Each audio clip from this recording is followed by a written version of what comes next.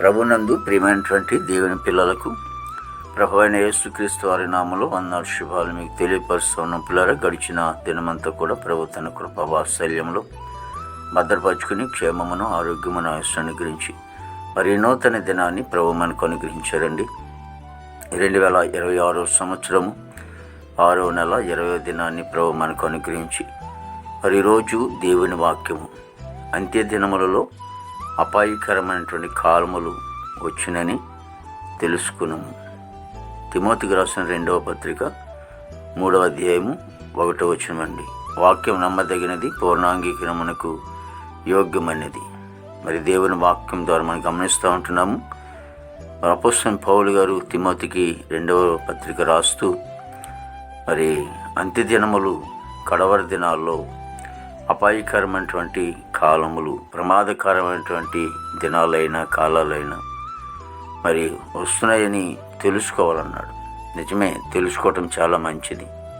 ఎందుకంటే మన వాతావరణం బట్టి చూస్తూ ఉంటున్నాం. అంటే లోకం వాతావరణంలో మనం ఎలాగున్నాం, మరి మునుపటి దినముల కంటే ఈ దినాలు ఎలాగున్నాయి. ప్రమాదకరమైనటువంటి దినాలు, ఎక్కడ చూసినా దౌర్జన్యాలు, ఎక్కడ చూసినా మానభంగాలు, ఎక్కడ చూసినా అక్రమము, ప్రేమ చల్లారిపోవటం, మనుషుల మధ్యన ప్రేమ లేకపోవటం అనేది జరుగుతూ ఉంది.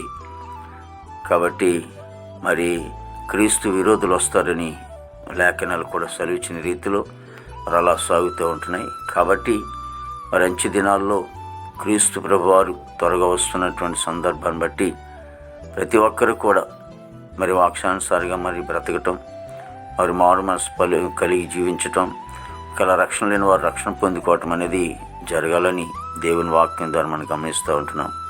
కాబట్టి కడవరి దినాల్లో ఉన్నాం. కాబట్టి సృష్టికర్త అని దేవుని తెలుసుకుని ఇంకా ఎవరైతే రక్షణ పొందలేదో వారు రక్షింపబడి మరి ఆయన పిల్లలుగా మరి తీర్చబడాలి లేఖనం సెలవిస్తుంది. ఆ దిశగా మరి ప్రయాణం చేయాలని దేవుని వాక్యం సెలవిస్తూ ఉంది. ప్రార్థన. మహాపరిశుద్ధుడు, ప్రేమగల తండ్రి, కృపయేసునికి వందనాలు, స్తుతులు స్తోత్రాలు చెల్లిస్తున్నాం ప్రభు. మంచి కాపరికి వందనాలు తండ్రి ప్రభు. మహిమోన్నతుడానికి స్తోత్రాలు ప్రభు. సర్వశక్తి గల దేవుడా, సర్వాధికారి యేసునికి ప్రతి కుటుంబాన్ని కూడా దీవించిన ఆశ్రయించండి. భారతదేశాన్ని మీరు ఆశ్రయించి దీవించిన ఆయన సరిహద్దులో సైనికులు మంచి వంతనం పండి, ఆర్మీ బృందానికి అంతటికి మంచి వంతనం పండి, నాయకులు అధికారులందరూ కూడా మంచి వంతనం పండి ప్రభా. యవన బిడ్డలందరినీ కూడా ప్రభు చెడు వ్యాచుల నుంచి దూరపరచండి ప్రభా. ఇక త్రాగుడు, పానపరాకు, గంజాయి ప్రభా, డ్రగ్స్ వాళ్ళు ఎంతోమంది ప్రభా చెడిపోతున్నారు. దూరపరిచి నీతి మార్గంలో నడుచుకుంటండి. అలాగే ఉద్యోగస్తులందరూ కూడా మంచి వంతు నింపండి. వారు చేసిన ఉద్యోగం మీ హస్తం తోడుగా ఉంచండి. రాకపోకలు మీ సహాయం దయచేయండి. విదేశాల బిడ్డలందరూ కూడా మంచి వంతు నింపండి. ఆయన ప్రభా ఇదిగో తను చదువుకునే బిడ్డలకి మంచి జ్ఞానం ఇచ్చి చక్కగా చదువుకుంటానికి కృప తెప్పించండి ప్రభా. తండ్రి మా దేశ పాడి పంటంతో మీరు ఆశించి దీవించండి. దేవానికి స్తోత్రాలు ప్రభా. హాస్పిటల్ రూమ్ స్వస్థపరచండి. జైలు ఉన్న బిడ్డలు విడుదల చేయండి. కోర్టు గొడవలు, కేసు గొడవలు ఇవన్నీ కూడా కొట్టివేసి రక్షణ లేని వారికి రక్షణ, మారు మనసు లేని వారికి మారు మనసు దయచేయండి. వివాహం లేని బిడ్డకి వివాహం దయచేయండి. గర్భఫలం లేని వారికి గర్భం దయచేయండి.